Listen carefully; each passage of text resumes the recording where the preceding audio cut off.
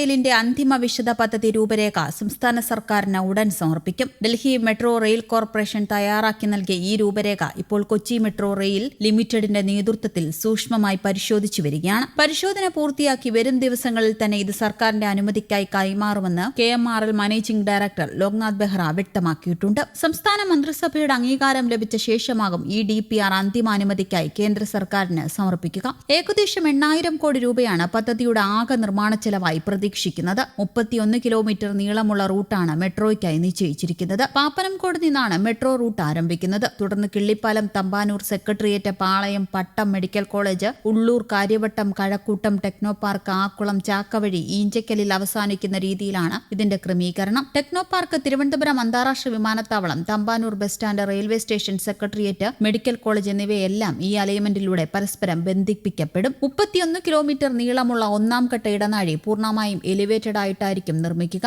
മുൻപ് ചില ഭാഗങ്ങളിൽ ഭൂഗർഭപാത പരിഗണിച്ചിരുന്നെങ്കിലും നിർമ്മാണ ചെലവ് ഇരട്ടിയാകുമെന്നതിനാൽ അത് പൂർണ്ണമായും ഒഴിവാക്കി. റെയിൽവേ ട്രാക്കുകൾ മുറിച്ചു കടക്കുന്ന ഭാഗങ്ങളിൽ പ്രത്യേക രീതിയിലുള്ള വലിയ സ്പാനുകൾ സ്ഥാപിക്കും. മെട്രോ സർവീസിനൊപ്പം റോഡ്, റെയിൽവേ, വിമാനത്താവളം, ഉൾനാടൻ ജലഗതാഗതം എന്നിവയെ ഒരുമിച്ച് ബന്ധിപ്പിക്കുന്ന ഒരു ബൃഹത്തായ ഹബ്ബാണ് ആനയറയിൽ വരുന്നത്. നിലവിലുള്ള KSRTC സ്വിഫ്റ്റ് ടെർമിനലിനെ ഇതിന്റെ ഭാഗമാക്കും. കൊച്ചുവേളി റെയിൽവേ സ്റ്റേഷനെയും വിമാനത്താവളത്തെയും ഫീഡർ സർവീസുകൾ വഴി ഇവിടേക്ക് എളുപ്പത്തിൽ ബന്ധിപ്പിക്കും. ഏകദേശം 106 ഏക്കർ വിസ്തൃതിയുള്ള പ്രത്യേക വികസന മേഖലയിലാണ് പദ്ധതി വിഭാവനം ചെയ്തിരിക്കുന്നത്. ഇതിനായി തദ്ദേശ സ്വയംഭരണ വകുപ്പിന്റെ അന്തിമാനുമതി തേടിയിട്ടുണ്ട്. സംസ്ഥാന മന്ത്രിസഭയുടെയും കേന്ദ്ര ഭവന നഗരകാര്യ മന്ത്രാലയത്തിന്റെയും അന്തിമാനുമതി ലഭിച്ച് 6 മാസത്തിനകം യഥാർത്ഥ നിർമ്മാണ പ്രവർത്തനങ്ങൾ മണ്ണിലിറങ്ങി ആരംഭിക്കാൻ സാധിക്കുമെന്ന് KMRL വ്യക്തമാക്കുന്നു. കേന്ദ്ര സർക്കാരിന്റെ പച്ചക്കൊടി ലഭിച്ച ശേഷം കൃത്യം 30 മാസങ്ങൾക്കുള്ളിൽ മെട്രോയുടെ ഒന്നാം ഘട്ടം പൂർത്തിയാക്കാനാണ് ലക്ഷ്യമിടുന്നത്. മുൻകൂർ ജോലികൾക്കായി സംസ്ഥാന സർക്കാർ പ്രാഥമിക ഫണ്ട് അനുവദിച്ചിട്ടുണ്ട്. മെട്രോ പാത പാപ്പനംകോട് നിന്ന് ആരംഭിച്ച് ഈഞ്ചക്കലിൽ അവസാനിക്കുന്ന രീതിയിലാണ് ക്രമീകരിച്ചിരിക്കുന്നത്. നഗരത്തിലെ പ്രധാന IT ഹബ്ബുകൾ, വിമാനത്താവളം, ആശുപത്രികൾ, റെയിൽവേ സ്റ്റേഷനുകൾ എന്നിവയെല്ലാം ഇതിലൂടെ ബന്ധിപ്പിക്കപ്പെടും. പാപ്പനംകോട്, കൈമനം, കരമന, കിള്ളിപ്പാലം, തമ്പാനൂർ,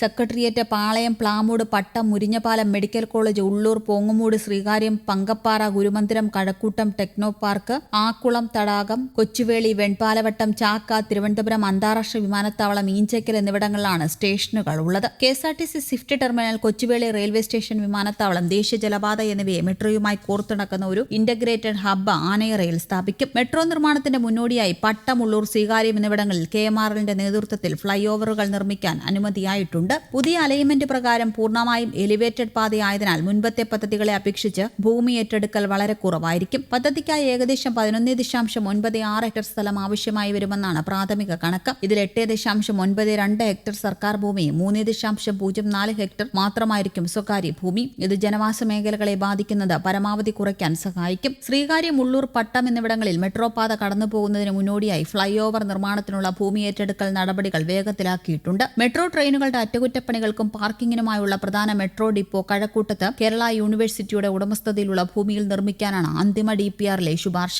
IT ഹബ്ബായ ടെക്നോ പാർക്കിനോടും പ്രധാന മെട്രോ പാതയോടും ചേർന്ന് കിടക്കുന്നതിനാലാണ് ഈ സ്ഥലം തിരഞ്ഞെടുത്തത്. കൺട്രോൾ സെന്ററും ഈ ഡിപ്പോ പരിസരത്തായിരിക്കും സജ്ജീകരിക്കുക. പദ്ധതിയുടെ ആകെ നിർമ്മാണ ചെലവ് ഏകദേശം 8,000 കോടി രൂപയാണ്. അടുത്തിടെ അവതരിപ്പിച്ച സംസ്ഥാന ബജറ്റിൽ തിരുവനന്തപുരം, കോഴിക്കോട് മെട്രോകളുടെ പ്രാരംഭ പ്രവർത്തനങ്ങൾക്കായി 20 കോടി രൂപ അനുവദിച്ചിട്ടുണ്ട്. സംസ്ഥാന ക്യാബിനറ്റിന്റെ അംഗീകാരം കഴിഞ്ഞ് കേന്ദ്ര സർക്കാരിന്റെ അന്തിമ അനുമതി ലഭിക്കുന്നതോടെ കൃത്യമായ ഫണ്ടിംഗ് പാറ്റേൺ നിശ്ചയിക്കും. സാധാരണയായി കേന്ദ്ര സംസ്ഥാന സർക്കാരുകളുടെ തുല്യ പങ്കാളിത്തവും അന്താരാഷ്ട്ര ഏജൻസികളിൽ നിന്നുള്ള വായ്പയും വഴിയാണ് ഇത്തരം മെട്രോ പദ്ധതികൾക്ക് ഫണ്ട് കണ്ടെത്തുന്നത്. News desk, Kerala Kaumudi.